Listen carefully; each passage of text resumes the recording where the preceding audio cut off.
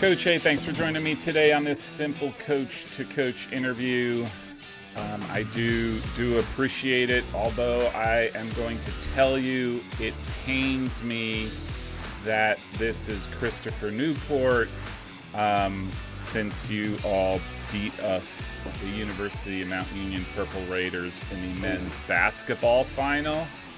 So I'm going to try not to say anything that could cause conflict or perhaps some sort of interstate, blood match. But do thank you for hopping on board today. Thank you for having me. I've been watching most of your interviews. It's been fantastic, and just to piggyback what most of the coaches are saying, we appreciate what you're doing. A lot of us are talking about it when we're recruiting together, and just bringing some great awareness to the sport. I really appreciate that. And did you watch the basketball final? Of course I did. It was a great game. I mean, it was fantastic. I'm sorry, but I saw 2 fouls on that final play. Yeah, it seemed like the referees were kind of saying, you know what, let's just let the last minute go, and we'll see what happens. Yeah. I have a resentment there. Like, There. I actually talked to Coach Krikorian after, when he got back and he was doing all of his congratulations. I said, man, there's no way your game plan was, hey, with 4 seconds to go, let's dish it into the big guy and let him go coast to coast on the dribble. Yeah. Just no way. I'm sure that was, I guess the element of surprise is what that led to that success. Yeah. What a great game. Like, I always say, like, and these guys are athletes. All of, you always see at that highest level, what athletes, what great basketball players they are in their own right. I mean, it's just fantastic to watch. So, it's just like most soccer games too. Like, who you play that game 10 times, it's probably 5-5. I mean, it was just a heck of a basketball game, and I feel like most of our soccer games are becoming that way too. I mean, it's pretty chaotic. Yeah. But like I said, I'll try not to say anything that might be hurtful. Wearing this hat is really heavy. My fellow Mount Union Purple Raiders are going to give me a lot of shtick for this. So that's fair. At least I stood up and held to account. So, so you've been, I think I read this right, you've been at Christopher Newport for a while, but you've been the head coach since 2019? Correct. Can you just sort of go into your background, sort of how your soccer journey, how you ended up at Christopher Newport, and then ultimately where you're sitting right now? Sure. Well, I was a military brat growing up, playing soccer all over the country, all over the world. Spent some time in Japan, but ended up at high school in Northern Virginia. Played in the Prince William Soccer Club, and that's where I was recruited. Came to Christopher Newport. My first season was 2001. Played my 4 seasons there, and actually went back to California after I graduated. Did a little medical sales. I thought that was going to be it for me, and I realized, you know what, I don't enjoy this. It's much different than what I'm doing right now, and so I came back home, and I jumped on staff here in a part-time role, and I think year 2 or year 3, the full-time assistant coach job opened up, and Steve Shaw, the previous head coach, brought me in for that role, and I served in that role for, I think, 13 years, and then he stepped down, and they promoted me the next day. That was in 2019, and so we're here now. It's been fun. It's been interesting. I've said this before. I know Coach Gunderson on the women's side comes from an accounting background. I have to believe that if you ever change your mind about medical sales, it will still be there for you to take up. That's right. I'm not encouraging. Right. Okay, so I got to ask you something, right? Okay, so because we joked about the men's basketball, I think on the women's side you're pretty good as well. Anyhow, the women's soccer, obviously national champions last year. You guys have had a tremendous run as well, and I think just generally sports are doing very well at Christopher Newport. Can I ask you, how is that? Why is that? Do you have a sense as to why Christopher Newport suddenly has, across the board, these great teams? Sure, And sure. that might be a dumb question, I know, No. but that sort of thing intrigues me. Well, I'll tell you what, it's part of our recruiting is to get people here, and that's going to really be the ultimate answer. And you're right, women's basketball actually lost in the final Yeah. 2 weeks after the men had won it, and they were down an All-American and another premier player, and they still were tied with the men to go, so they could have won the national title. Yeah, against Transylvania. Right. And I mean, we're kind of joking around here. Like we were 11th last year, 21st this year, and I'm wondering, oh man, I can get fired, like, win the national title every year, So it's been. You're right. I mean, most of our teams are doing really, really well, and I got to tell you, it's the president. He had just stepped down a year ago, President Tribble. You should see this place. It's really a great spot. I mean, I've had a lot of colleagues say, hey, how'd you get that kid? And I go, well, I don't say anything magical. I don't say anything that somebody else, can't say. I just show them around our place, and our academics are fantastic now. I mean, my average class is above a 4.0 the last few years. And we've got some, great stories of people once they leave and they're getting great jobs, or they're, moving off into something special. And that's really pulling a lot of great kids into all of our sports. And it's turning into quite the beautiful place. And so, once people come and they visit, we quickly jump to the top of at least the D3 list, towards the top of that list. And then, like most of the top D3 teams, we're trying to pull those tweener type kids, the ones that are deciding between a D1 offer or a really good D3 offer. Yeah. So for most of our kids, that's where I would say across the board, all of our sports are looking at those types of kids, and it's turning into more wins. So would you say that there was a real intent by, I guess, the former president and your athletic director to amp up athletics? Is that fair to say? Or I'm just trying to figure out, I mean, I know it's important, but how important is it for a president and an athletic director to dive in and be like, we are going to pull out all the stops to make sure that we provide the best of everything we need for our programs to succeed, and then we're going to rely on our coaches to take us there? Yeah, absolutely. I mean, our athletic director is the same way. So to answer your first question, yes. I think in the late 90s, he took over in 95 or 96, and he made it a point that as we're building these buildings, we're going to bring in a big marching band. We're building a football program that I think their first season was 2001. And he wanted to put a heavy emphasis on sports. And he thinks that having great sports is huge to the community on campus here, and having a big following. Most of our games have great crowds. I mean, we've had games where almost 2,000 people are there, and it's just a Friday night game or a Saturday night game.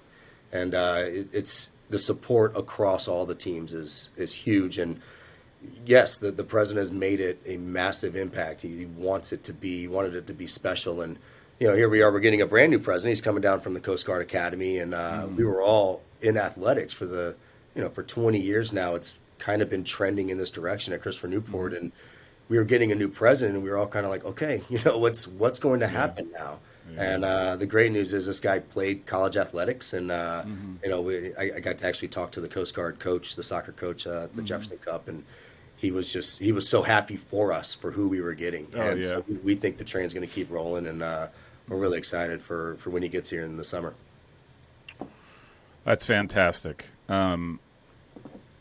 Like I said, it's interesting. I say this thing in the soccer world. I'm like, man, if Messiah can be that good, anybody can be that good, just because of where they're located. I mean, that is, what they've done. And I see you guys, and it just, how does that happen? Anyhow, I could go off on a tangent on that.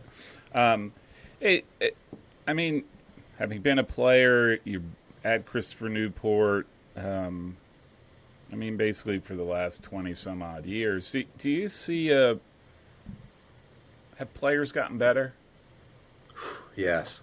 Yeah, overall, you go to a field and, I mean, you're just like, wow, I wasn't doing that when I was a player, and definitely younger. I mean, I go to youth training a lot now, and I'm seeing kids do things with the ball that I'm like, man, that was not my wheelhouse when I was 12, 13 years old. And so I think the coaching across the country has really improved.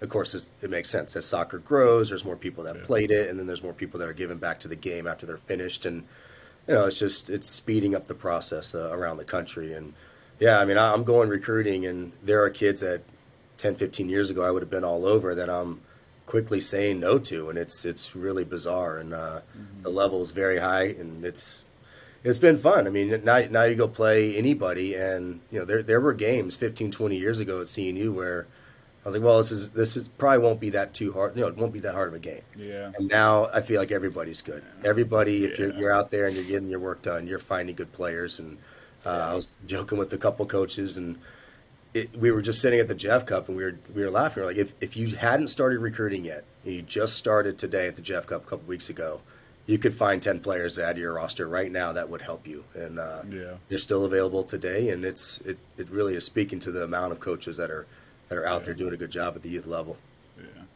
Yeah,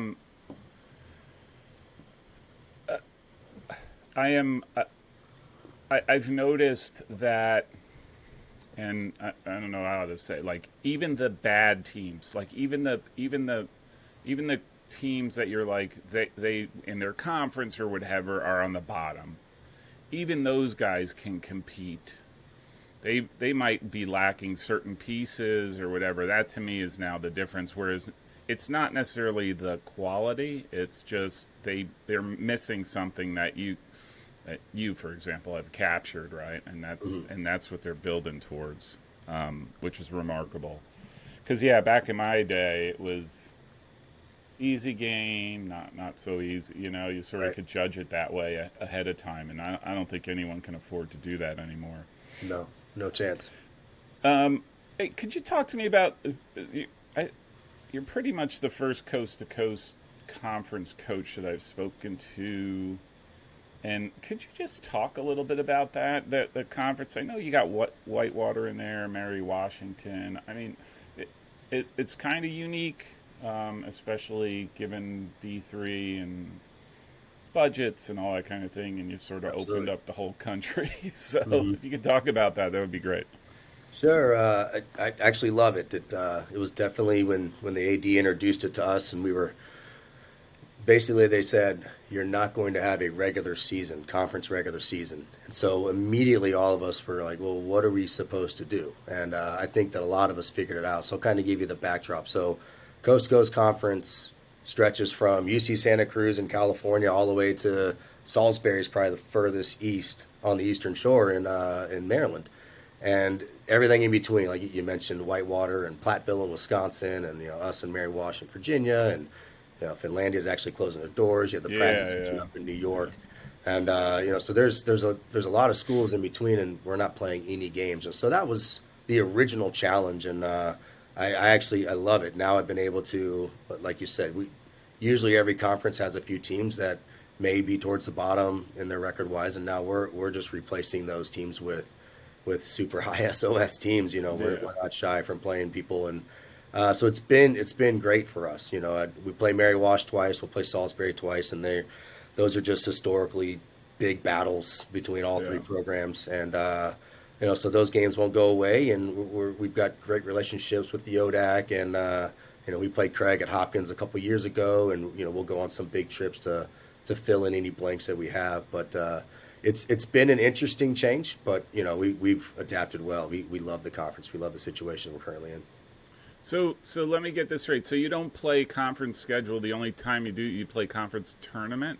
Correct. So they've pre-selected the host sites. I think they have like 10 years built in. So the first year Mary Wash hosted, this past season Salisbury. We're flying out to California, UC Santa Cruz. They'll be the host, and I think it's us next year. And then I'm not sure what's after that. But so they pre-select those sites, and the top 6 teams go, and they decide the ratings off of the Massey rankings. Oh, yeah. So you're just working on your Massey rankings. I just keep the page up, and it's pretty impressive. Any result that happens, you'll see like a bunch of numbers change on even my numbers will change on a game that didn't even include us. Just if it's a SOS game or something. So it's been interesting. It's been fun though. I've enjoyed it. Yeah. The Massey thing is like Data Geek Central and technology put together because that thing is updated immediately, right? Like, no waiting around as to see where you sit. You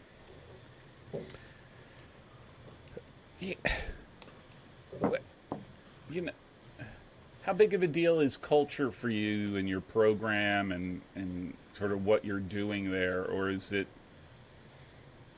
I mean, does it fit within this broader Christopher Newport athletic success, or do you have something unique to you that that you really, really want people to buy into when you're recruiting them?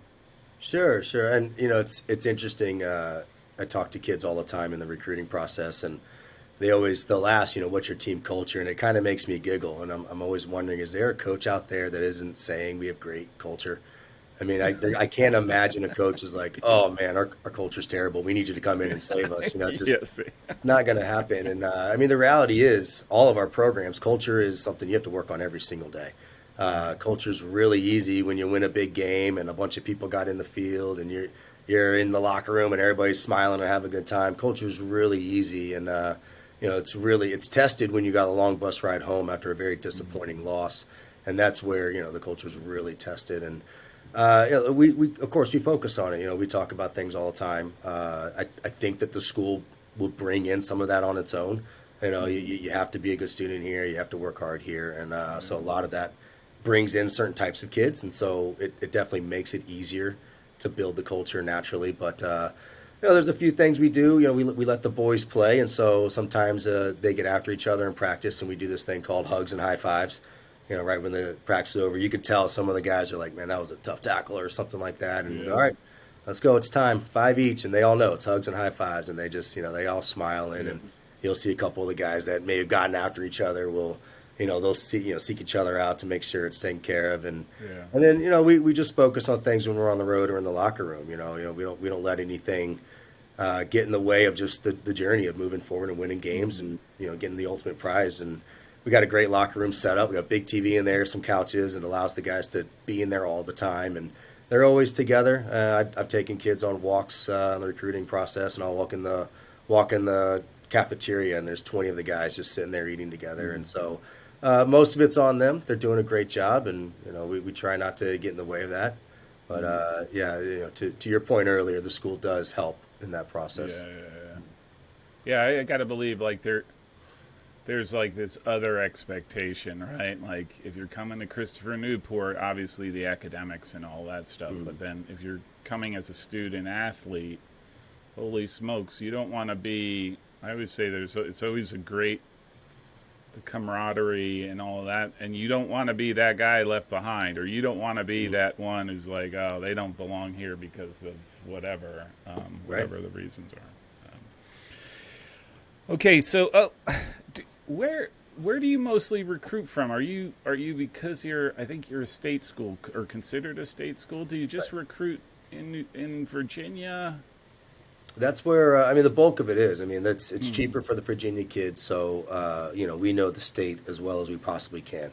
We've got a few clubs and a few relationships where I'm going to know those kids early and often, and we'll make sure we're doing our homework on the clubs that have produced a lot of talent for us. And but we don't stop there. We're going to the big events, and we'll see like, hey, there's a pretty good team that's going to be here. We have to make sure we get our eyes on them, and we're getting a lot of interest from up north. I've actually got a New Jersey kid each of the last 4 years. This year we're getting a Pennsylvania kid. We've had some North Carolina and Maryland kids. So the Mid-Atlantic region in general, we're pretty popular, and people are well aware of us. And I think I could be wrong here, but I'm pretty sure the New Jersey in-state tuition is very similar to our out-of-state tuition. So, we've noticed a lot of Jersey kids they want to go south, they want to be close to the beach, and they want to go to a good program with good academics, and so we get a lot of interest from up there as well. Oh, that's interesting. That helps, especially in New Jersey, if your tuition is competitive with the in-state here for the state schools. That's huge. Absolutely. Huge. All right, so you went you went 13-4-2. You made it to the NCAAs. Mm-hmm. Lost to Catholic in the second round. Mm-hmm. What's your overall assessment of your season? How do you think you did? Did it meet your expectations? Are you guys aiming higher? Sure. I'll tell you what, going into this season, it was probably the biggest question mark season I have ever had since I've been here.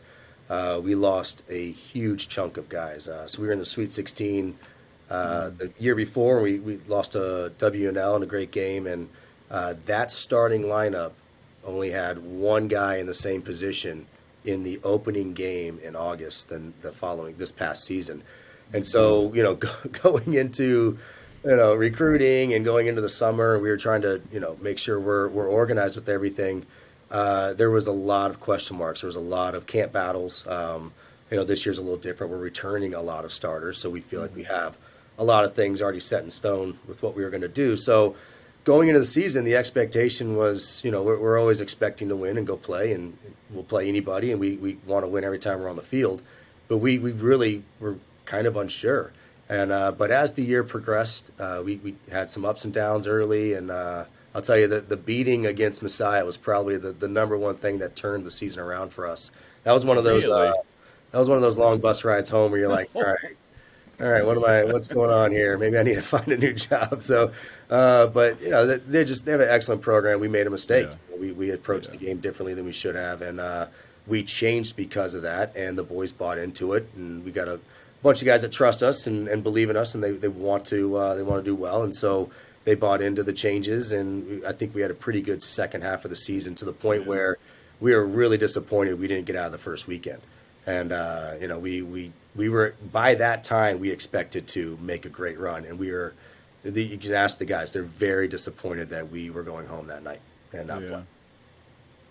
That I watched that Messiah game because I thought it was going to be a banger, and I think the first 20 minutes it was like I was kind of startled. Like I was like, where they were just all over you guys. I mean, they're one of my favorites, but they're just a fantastic team, and they were hitting on all cylinders, and it looked like you guys couldn't react and trying to figure out how do we play against this team.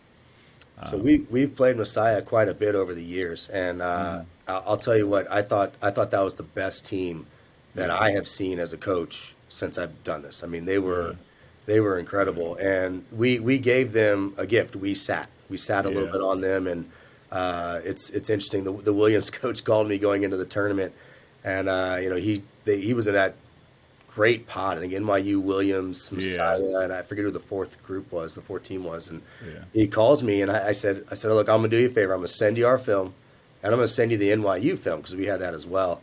And I said, if you play like us, then your weekend's over. Go ahead and schedule some golf. You're going to be done. You guys aren't going to win. But if you play like NYU did, you're going to give yourself a chance. You got to get after them a little bit. And I mean, Brad does an excellent job over there. Aaron, it's a heck of a staff. Yeah. They bring in some awesome players. And we were actually winning 1-0. We scored a goal and we're winning. It's their homecoming, I think. Yeah. They had a huge crowd. It was raining. Yeah. And we were up 1-0. I remember sitting there going like, this doesn't feel right. Something's off here. And then they did well. I mean, they were. Yeah. The game was over. I was like, man, I wish I was just in the stands watching. They were a lot of fun to watch. And I mean, I think Brad and Paul and Aaron do a great job there. Yeah, they're just a remarkable program. Mm-hmm. They're just a different level, I think, from a lot of teams that I see. Ironically, would you say that game was a highlight for you because it did change the way you approached games, or was there another highlight or two from the season? Well, yes, to answer your question, yes. So I've been doing this for a long time, but I've been a head coach for, I guess that's now my third year. We had a COVID year in year two. Yeah. And so I still feel like I'm adapting and trying to become the best coach I can be and trying to learn. And I've learned a lot from a good butt whooping before, a military brat. So my dad was a Marine. I learned lessons the hard way, and I think we learned a lesson the hard way that day. And we didn't have an easy game right after that. We played WNL No. the next game. Yeah. And we were just like, you know what, we're not playing this way anymore. We're going after you. And so we approached the WNL game much differently than we did the year before. And it ended 0-0. It's just a fight back and forth.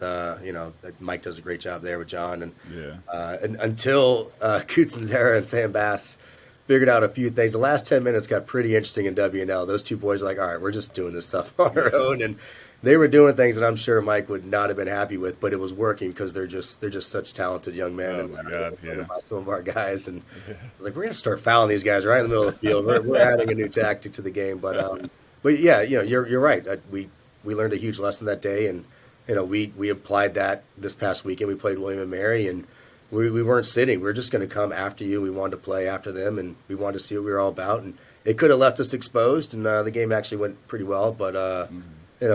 You're right. I mean, getting your butt whooped and having 4 hours to think about it on the bus ride home. Yeah. We definitely made some changes. It was an up and down bus ride, put it that way. Yeah.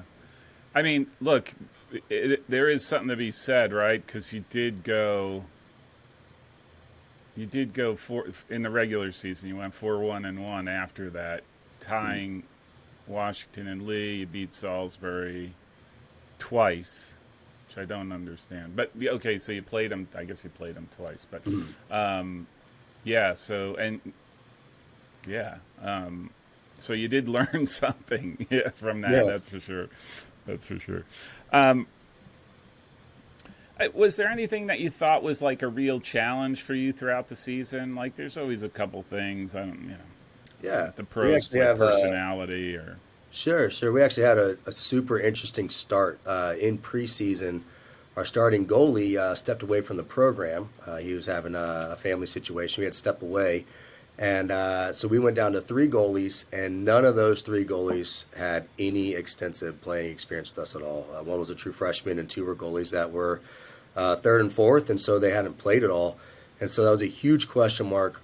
I mean, we were 2 days into preseason already. And so we called a player that still had a 5th year of eligibility, but he had stepped away from the program. Ethan Larson. He was a forward for my club team, and then he played forward and center mid for us at CNU for 4 years.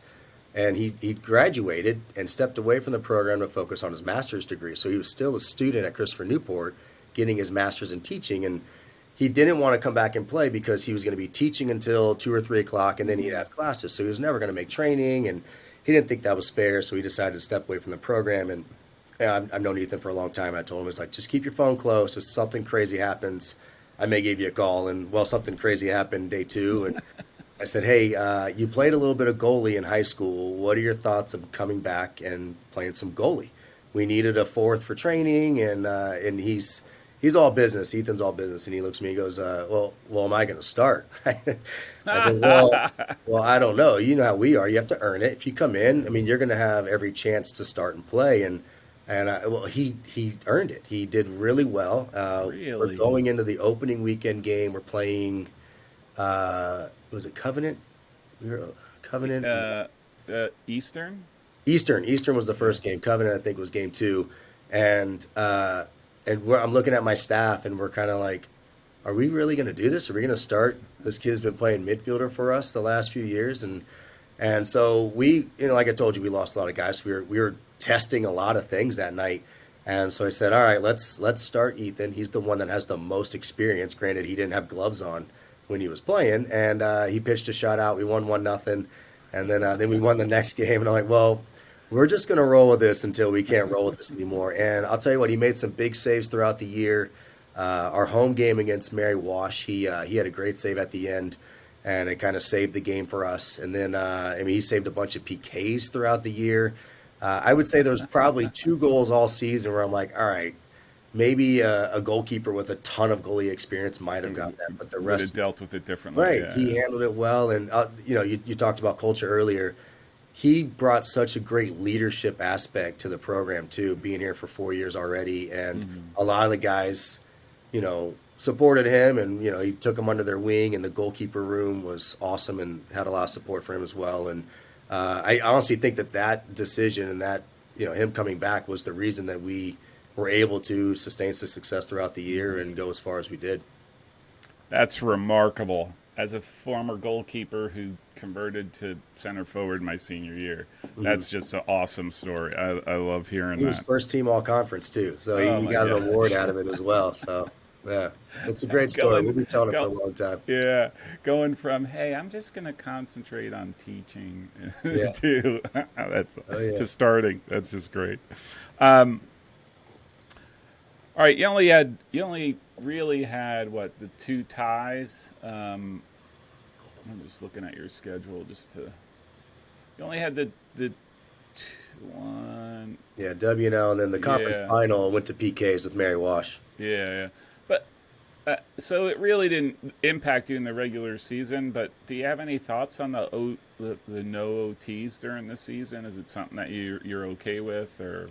Yeah, it was mostly, it was kind of like going into the conference change. We didn't know what to expect, and the W&L game, that was our first tie, and because the Mary Wash game, we then went to overtime. So really, that was a playoff game, so we had to jump into overtime and then the PKs, and but the W&L game, as soon as the game was over. I think that I think that both staffs would have been happy playing another 20 and getting after it and seeing if someone can get a golden goal or play the whole 20 like they do in the playoffs. But I also think that both programs were like, all right, these are good results. It's two good teams. So, this isn't hurting us, or it's actually helping us in the SOS department. But the real test for us was seeing what the NCAA was deciding, getting into the tournament and how they kind Yeah, of rated you. And I'll tell you what, Williams going 6-1-10 and getting in the tournament and then winning and going all the way to the final was, yeah, I mean, that really told a huge story to all of us, where we were going into it like, okay, going to the last 4 or 5 minutes, do we just send the house and try to win the game and take, we didn't know. Do we just sit and yeah, yeah. take the tie? And it seems like the value might be skewed a little bit towards a tie is closer to a win than it is to a loss. It's not dead smack in the middle. And so, I'm not sure what most programs are thinking. Maybe they're depending on the game. I'll tell you what, if it was the Messiah game in those last 5 minutes and we were still tied, yeah, we would have had to put a couple more goalies on the field. We would have called timeouts and Yeah. whatever it takes to finish. Sub every throw in, That's have right. them walk from the far side. Yeah, on that day, we're looking forward to playing them again. Yeah, We like to make up for that one quickly. yeah. Are they coming down to visit you? No, not this year.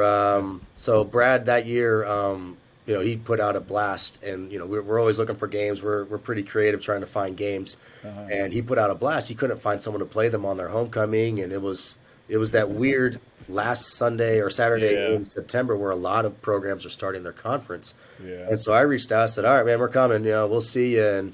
And we didn't make a guarantee or anything to come back, but he has yeah. been here before, and we played in the NCAA's a few times, and yeah, we would love to play them again soon. That'd be great. I will say, and I'm sure a lot of teams were like, yeah, we don't want to go to Messiah on homecoming to play a game. It's like lambs to slaughter, I'm sure a lot of teams thought that. But Well, it's a cool environment. It's a yeah, great totally. crowd. I think they were all wearing white. I guess it was Yeah, a school thing, so everybody's yeah. wearing white. And women's soccer had a game right before that, and I think field hockey was playing somewhere else. And, there was also like a cross country or something going on where there were fans just hopping around. And Yeah, yeah, by our kickoff, it was a great crowd, and they're getting after it, and yeah, so it was fun. I mean, that's part of the story, part of the journey, yeah, and I love those environments. We love playing in those environments. yeah. My goal is to get out there for a game, because just watching the videos, it just looks so much fun, like you said. Right. If I ever get to retire, I won't, because I'm going to be going from game to game, because there's so many places I'd love to watch, including Sure. you guys. All right, a few more questions, and I'll let you get on with your day. But what are you done with your spring season? Are you that's finished? Yeah, Or we you just still wrapped have? up Saturday. This is the last year of 15 days of Yeah. practice and the 1 day of games, and so we played on Saturday, and we start our exit meetings today. We'll have all the guys coming in individually this week, and then they start their finals actually next week. So Yeah. they'll be dialed in on that. Was there a particular focus for you and your staff for this spring? Were there things that you wanted to really hone in on? Yeah. Yeah, absolutely. Each spring's interesting. The number one goal is always making sure all these guys are available for you in August. You don't want to do something and right now one of your main guys is not available in August. But we wanted to try a few different things. We were going to employ a little bit of a different system and try playing a different way, building off of what we learned at the end of last season with this higher press. So we thought, well, let's add to this higher press that we were employing. And so we started that day one. We were jumping into this new shape, and we moved a couple guys around, a couple guys that were playing in different spots. We wanted to try them somewhere else, and so this was probably the most productive spring we've had in a long time in terms of teaching and developing the whole aspect of the program. And it's a lot different. Last spring, we had lost so many players. I feel like we graduated 2 classes last spring. I mean, almost none of my guys that had a 5th year of eligibility came back. And so it was 2 big classes, lost a lot of 5th year guys. And then only, I think, a couple of the 4th year guys came back. And so last spring, we were like, okay, now let's get all these guys that haven't played much, a lot of experience. But this year we returned so many guys that we wanted to really focus on exactly what we wanted to look like, August 15th when the guys check in. I have this theory that the spring, really good programs utilize the spring in a very effectively that leads them into the fall. So that's where my curiosity is. Absolutely. All right, what's your recruiting class look like for this year? First of all, are you done? And knowing that you guys already have a ton of talent, I mean, without a doubt. But Sure. So I have one loose end. We're waiting for him to make a decision. I'm actually going to call him this afternoon. But if he doesn't commit, that we will be done. I'll be at the point where if I bring in a kid at this point forward, it'll be like, oh yeah, you have to take this kid. He's going to start for you day one. That type of player. So, technically, I guess the class never ends. We brought in a kid August 16th once. He was a Honduran U23 national player. So we were like, we'll take him. We were driving down. Well, twist my arm. Okay. All right. We were in our NCAA meetings, and the kid calls me, and I had to step out of the meeting. He goes, hey, I got my deposit. I'm on my way. I'm like, all right, we'll find you some classes in an hour, and we'll get you all squared away. But so the class looks great. There's actually a great local team, the Virginia Legacy. They're now called the Virginia Reign. I used to coach in that club for a while, and actually Chris Norris, the William & Mary soccer coach, coaches this team, and it's a fantastic group. I have 4 kids coming from that team, which is the most we brought in from one team in a long, long time. And then we've got a spattering from other places, a great Peach FC kid, a Richmond kid that we really like, and we're excited about the class coming in. A bunch of them were at the game on Saturday, so it was cool to see them already excited to be a part of the program. And we're gonna ask them to help us right away, and we'll see if they can do it. I probably know the answer, but you're not shy about starting freshmen, right? Like you don't have, if they earn it on the field, then they earn it, right? Absolutely. If they're the best player, they're the best player. My job during those 90 minutes is to win, and if the better kid's 18 years old and the 22-year-old, and so be it. So, and I'll tell kids that in the recruiting process, and they know that, they get excited, and I have to remind them. I said, but that means when you're 22, I'm bringing in an 18-year-old that's trying to get your job as well, and so you can't stop. You have to continue to get better and make me regret recruiting so much. Yeah. All right, last one for it. Well, might not be the last one. We'll see. But do you, for the fall, like knowing the disappointment, I'll just say in quotes, from the getting knocked out so early, like, do you have any goals for the fall? That is it, return to the dance and then let's go farther, or is it simpler than that? Yeah, and like we said in the beginning of the podcast, I mean, I thought Catholic had a great game plan. They were tough to break down, and that game had 0-0 written on it the whole way, and we're just like, man, here we go again, PKs. We were thinking that was destined to go there, and I'm sure Travis was possibly thinking the same thing. I mean, neither one of us were getting a good look until they broke through, and so to be honest with you, you get to the NCAA tournament, anything can happen. And our goal is always to be together as long as we can. And to be together as long as you can means you got to get to the Final Four. And so we want to get there. We've been knocking on the door for a long time. 3 Elite Yeah. Eights, 2 of those ended in PKs. So we're just, we're ready. Our neighbors up north, Mary Wash, they went there this year, so we're not happy about that. And our women's soccer team won the NCAA Now you tournament. know how it feels. Right. So now it's the guys have the expectation of it's time. We need to make a run, and we got work to do though. It's there's a lot of really good soccer programs out there. So to think that you're going to say something and get there, it's just not going to happen. Yeah. It's a rarity, right? Like, it's a rarity to be like, hey, you just go once and you're all the way through to the Final Four. That Right. doesn't happen. Like, that Cinderella story it's too hard, I think. Whereas I think you do test it, right? Like, you Yeah. get in, you get in, out until something happens. Like, all the things come together. You got the experience, you got the players, the stars align, and then that's the jump, right? Like, Right. Well, I mean, and look at some of the recent stories. I mean, during Tufts' first national championship, I was actually talking to one of the administrators, and they said that they were the last team to get in the tournament. Like I guess it was like, here's the last couple teams, and they picked Tufts, and then they ran the table, won it, and went on to their 6 or 7 year onslaught in Division III soccer, right? And look at Connecticut College 2 years ago, winning the national title. They were such a great team, and then they probably should have been in this year, but they didn't even make the tournament. Just 1 year later, it just speaks to how difficult Division III soccer is. I mean, Messiah, I thought, was the best team I've seen in years, and they were eliminated the same day we were. And it's a testament to how great it is now in Division III and how competitive it is. And I mean, our goal is to keep rolling. Our goal is to win and play, but there's just too many good teams to just think, oh yeah, we'll be right back there, no big deal. It's just too hard. It goes back to the point that we were talking about earlier about there's no easy games anymore. Mm-hmm. There's no you can't just sort of think about the game after that one, because that's when you get bit. And I think you get into the tournament and the entire field, I think the overall quality is better.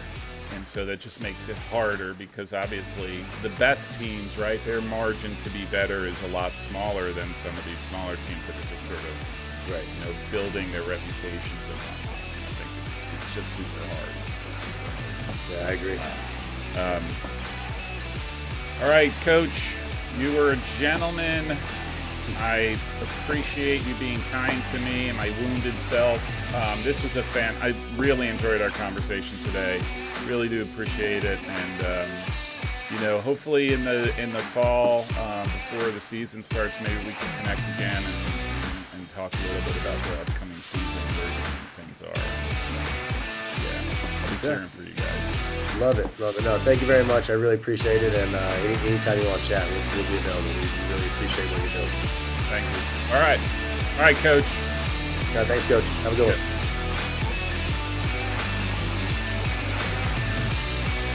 If you like this show, make sure you subscribe so you don't miss future episodes.